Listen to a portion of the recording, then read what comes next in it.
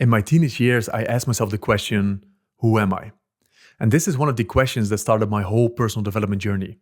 And back then, I didn't have social media shoving in my face who I should be. In today's day and age, I would say it's even easier to discover your authentic self because of all the opportunities and possibilities out there. But at the same time, it's also more difficult because there's so much noise, like social media, because everyone has an opinion. They are telling you what you should be doing with your life and who you should be. And this only disconnects you from who you truly are and who you want to be.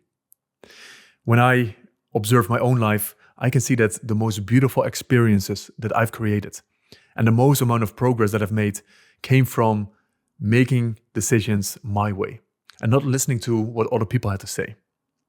And in this video, I also want to go over a few ways in which you can discover your authentic self. And I believe one of the most important ones is moving out of your city. And I actually would even go as far as moving to a different country, and not to live here forever, but at least move to a different country for 3 to 6 months. And I believe that everyone should do this at least once in their life, because this is where you will discover your true self. There is a version of you right now in the current environment that is conditioned, that has loads of layers on top of, let's say, the authentic core that's there. But if you remove all of this conditioning, what is left? If you peel off all the layers, what is at the core? And you will only find out when you remove yourself from the environment that created you. Because have you also noticed that you are a different person around different people? When you are with your parents, when you are around your whole family, when you are one-on-one with someone or in a group of people, when you are around your friends or at work. And there are different versions of you everywhere. But who are you at the core?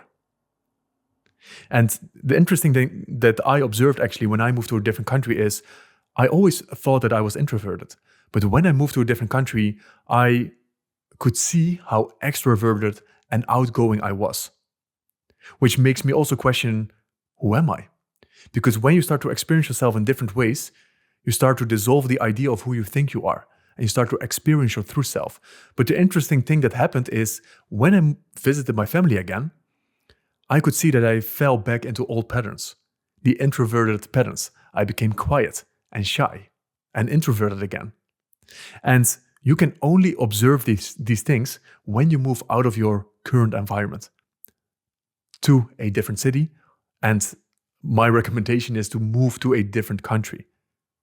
And the second thing in which you can discover your authentic self is by challenging yourself. And the thing that I love the most about challenging yourself is also the physical challenges. Because this is where you don't only discover your true self, but you discover the highest potential of yourself. You discover what you are capable of in life. Because there is no conditioning almost that you can fall back on when you challenge yourself. You step so far out of your comfort zone that you're completely immersed in that experience. And especially when you overcome challenges, that's the moment where you again start to question, who am I? If I'm capable of this, what else am I capable of? And that's such an amazing question to be exploring in this world. What am I capable of? And when you challenge yourself, for example, when I moved to Porto, the way I did this was without preparation. I've never been to Porto before in my life. I don't speak the language. I don't know any individual there. The only thing that I did was I booked a one-way ticket. I booked an Airbnb for a week and I just figured my stuff out. And I was going into all the real estate organizations and agencies that I could find because I needed to find an apartment. And when I asked them if they could help me find an apartment, they said, of course, we can help you. But when I told them I need to have one in a week, otherwise I'm living on the street, they thought I was completely crazy. And in that moment, in that challenge, I discovered parts of myself that I didn't know existed. Because, like I said, I was usually very introverted and I didn't want to create tension and confrontation with people. I didn't want people to dislike me in any kind of way. But in that week, I talked to so many different people. I messaged and called all the agents and agencies that I could find just to find an apartment. And if I didn't get a response, I followed up and I followed up until they maybe blocked my number. I needed to get a response no matter what. And I wasn't even thinking about, oh, what will they think of me if I follow up? Because if I didn't, I would be living on the street after a week because I didn't have a place to stay. And this is where I discovered parts of myself that I didn't know existed. And I could only find these parts through challenge. And that's why you always want to be looking for a challenge, sometimes a fun challenge and sometimes a hard challenge, an uncomfortable one, because this is where you discover your authentic self. And not just your authentic self, but also what are you capable of? Because at the core, I believe we have infinite potential and infinite possibilities, but we just haven't accessed it yet. And this is what you do through challenge. And a different one, an opposite one, is also how you discover your authentic self is through solitude. Because who you are is not outside of you, it's inside of you. A lot of people think it's the amount of likes they have on their post, the money they have in the bank account, the social media following they have. They attach their whole identity and their value as a human being into these external things. And you can also see that a lot of entrepreneurs, for example, are building these successful businesses, and then all of a sudden they switch from having a successful business to becoming a monk. And there is a reason why this switch happens, because I believe deep down inside, we are all looking for ourselves in all that we're doing. We try to create this deeper sense of self. And what most of us think and how we are conditioned in this world is that it's outside of us, that it's in building this business that you will find yourself. But in empty pursuits, you will not find yourself. That's why I always want to choose alignment over empty pursuits in my life. And if you don't look outside of you, you have to look within.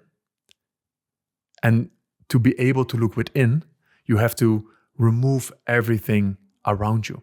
You just have to be with yourself, by yourself, without distractions. And how does that idea make you feel? I believe this is a necessary part also of self-mastery, because this is when you start creating self-awareness around what is actually going on inside of me. And I remember the first time I started meditating, how uncomfortable this was, because I was confronted with all the thoughts that were out there in my mind. And I just, in the first times, I just couldn't handle it. It was too much for me to sit with this. And the way that I see this also is, it's like a snow globe. We are moving through life, constantly stimulating our thoughts. And in this case, it's shaking the snow globe. So you see all the snow moving around, which are your thoughts. But what you, for example, do with meditating is you put the snow globe down and you look at it. And what happens when you put the snow globe down? The snow is still moving around like crazy, but you're just not shaking it. And this is the chaotic part that you have to move through when it comes to meditation. This is a necessary part to move through, actually, because you have to move through the uncomfortable thoughts to get to the core. Because if you look at the snow globe long enough, the snow will eventually settle down. And once it's settled down, you can see what's left. The more you look within, the more familiar certain thoughts become. And the less they trigger you, you can start to understand where they are coming from. And I think most people in today's day and age, we just keep on shaking that snow globe nonstop. We never ever create time to put the snow globe down because it's too uncomfortable to look within. Because you will face some uncomfortable things. And this is almost the expectation that you have to go into, let's say, meditation with. You will face uncomfortable parts of yourself, which is a necessary part to discover your authentic self. Because your authentic self is not all sunshine and rainbows, and especially the process of going there. So, solitude. Create enough solitude throughout the day and weeks in your life. This is not a one and done thing. And this thing it served me so much. It created such a strong connection with myself, because just not to go on a complete tangent here, but when I look at loneliness in my life, I realized in my life that loneliness didn't come from the people that I have or didn't have in my life. The experience of loneliness for me came from a disconnection with myself. And the moment I created a stronger connection with myself through, for example, solitude, was the moment I didn't feel lonely anymore, even though I was all by myself, because I felt at home within me. And this is the part that you want to get to when it comes to discovering your authentic self, because most people, they are uncomfortable being by themselves. And this is the other part that I also want to get into is, if you want to discover your authentic self, you have to remove distractions. You have to remove the noise. And we can call this sobriety in some kind of way, but it's way more than that. How many times are you numbing yourself? And are you distracting yourself?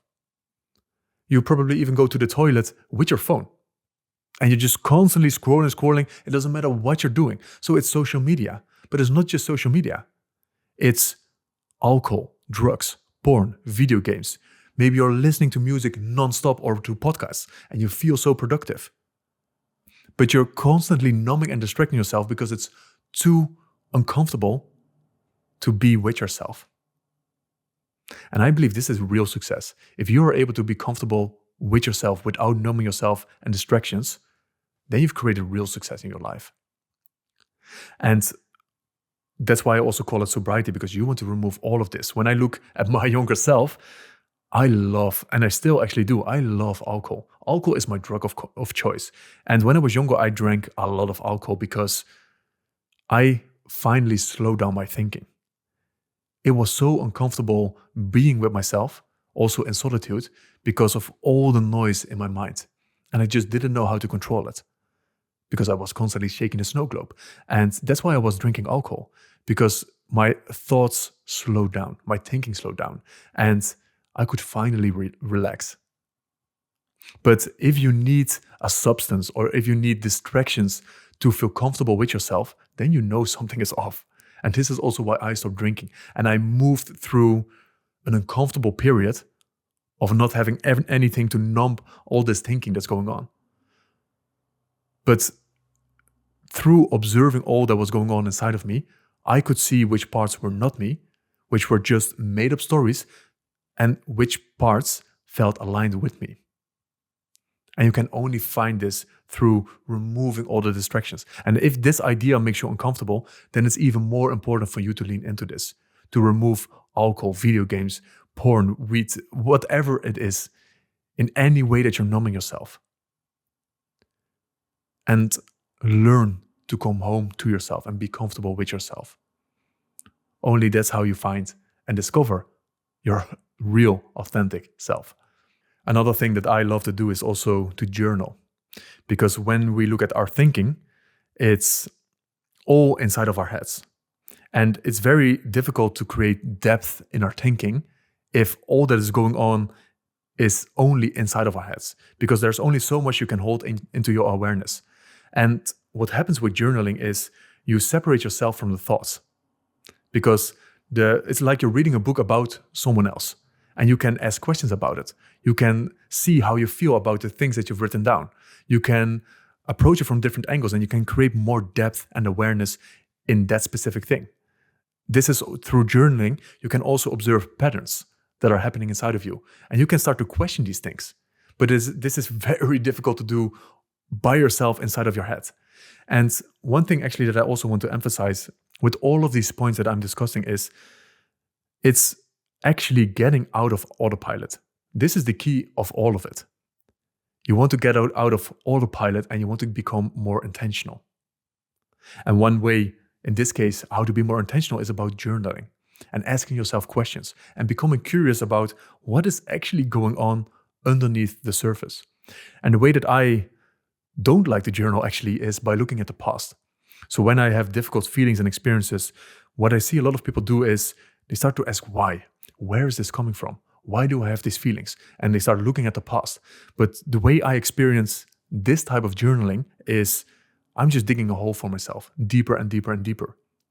What you focus on becomes your reality. And if you only start to focus on all the negative experiences that you have and where are they coming from and what traumas that I have in my life, then that becomes your reality. Because you have a limited focus and attention. And if this becomes your only focus, then it's not going to be a fun reality to be living in. So the way that I love to journal is more from a place of either writing some things down that I want to remember, but also from a creative standpoint and also a creation point of view. So it's very future oriented. So my questions can be along the lines of, what is my vision this year for my career? The ultimate vision. And why is this important to me? Like just a question like this alone, you can journal on this for so long. And this is when you see different, let's say, visions and feelings and ideas pop up, which tells you a lot about you. Because I believe all the ideas that you have and all the feelings that you have and visions that you have are there for a reason. There's a reason why you have them and I don't. That we don't have the exact same vision. It's because it is saying something about who you are and how you want to creatively express yourself in the world and authentically express yourself in the world. And this is what you can discover with journaling by taking the time to slow down the thinking, because I think this is also why journaling is a very powerful tool. Sometimes this annoys the hell out of me because it's way too slow, but it forces me to slow down my thinking. My thinking goes way faster than I'm able to write. So I have to be very intentional about all the things that I'm writing. And just to quickly bring up another view of journaling as well is I love to sometimes free flow. So I have a question or a prompt that I use and I just start writing and writing and writing. And I'm not even consciously thinking about what I'm writing, because sometimes you can fall into the trap of trying to write down the perfect thing. And it has to be grammatically correct, or it has to be whatever conditions you put onto it. But I love sometimes to put myself into a place where there are no rules. The only rule is to let it flow and just write down, even if it doesn't make any sense. Because this is also how you access information that's in your unconscious. When the thinking mind is just shut off for a moment and you just start flowing and creating and writing in this case. So these are some ways that I personally use journaling a lot, and also how you can discover different parts of yourself. And always be curious, which is also important actually to the next thing that I want to share with you, which is experiment. If you want to discover your authentic self, give yourself time and space to experiment. Maybe you fall into the trap of trying to do things perfectly in some kind of way. But if we think of striving towards perfection, where does this idea of perfection come from? It's not only from you. It's usually attached to the perception of other people. You want other people to see that it's good. You want other people to see that it's perfect. So are you really living a life true to yourself if you're striving towards perfection? This is just a coping mechanism. This is just a mechanism to keep you safe and not to be judged by people around you. But if we're talking about discovering your authentic self, there's a reason why the word discovering is there. It's a journey. It's a process. When you go treasure hunting, you find all kinds of things that you didn't know were there. That's when you start discovering things. And this can only come from a place of curiosity where you are open to so many different possibilities. There are, again, no rules and conditions when it comes to what you have to discover. There is no having to discover. Everything that you discover will tell you more about you, about what you like, about what you don't like, about your weaknesses, about your strengths, about what's comfortable, about what's uncomfortable. It's all part of the discovering process. So don't create all these boxes and limitations of what the discovering process is supposed to be like. If you really want to discover your authentic self, create time and space to experiment, to play, to just make things messy, to make mistakes, and allow yourself to make mistakes. This is really the key, because what play also does is it gets you in this flow state, just like I mentioned with the journaling, where the free flowing of writing, it gets you in a certain flow state where you tap into the unconscious. And this is also what happens, like I said, when you challenge yourself. That's when you get so immersed into an activity where you create a deeper connection with oneself. But this also happens in play, when you're having fun. Because one of the key things is not to take life so serious. It doesn't have to be perfect. You don't have to hold up this mask or this performance in front of other people. Because all of these labels and boxes that you put onto yourself, that society is putting onto you, it only limits your ability to discover your authentic self. And when it comes to play and experimentation, I know this sounds maybe a bit abstract, but if you make it more specific, how would you be experimenting in your career, for example? How would you be experimenting with different kind of hobbies? And maybe you like dancing, but what would it be like if you experimented with different styles? Maybe what would it be like if you experiment with living in different cities, in different countries, hanging around different kind of people, going to different events and parties, and seeing what does this bring up in me? What does this say about me? What do these experiences show about me? And become curious in that whole process. And the last thing that I also want to share with you is, and this is a kind of different kind of point, so it's have challenging conversations with the people around you. Because you've probably created a network of people around you that act in the same way that you do, that think in the same way that you do. And if you keep thinking the same things and doing the same things, you will get the same results.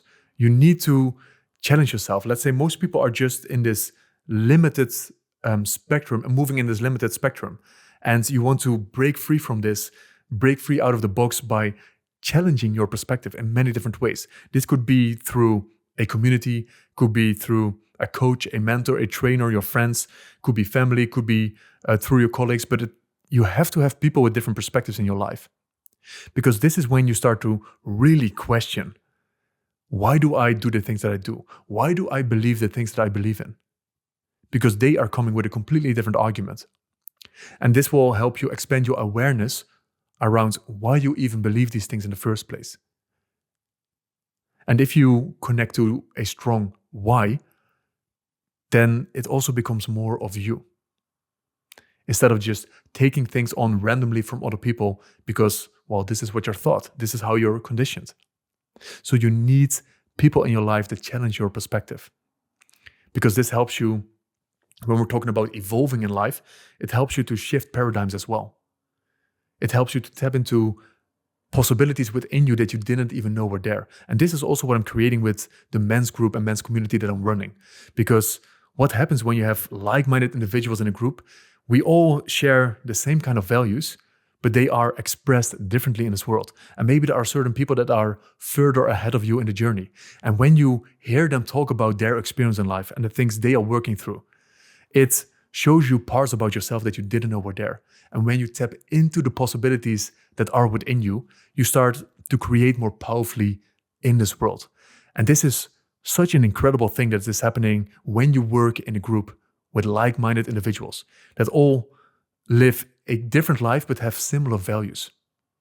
And if you want to experience what it's like to create in a group and also to discover yourself within a group, then you can fill out the application form in the description below.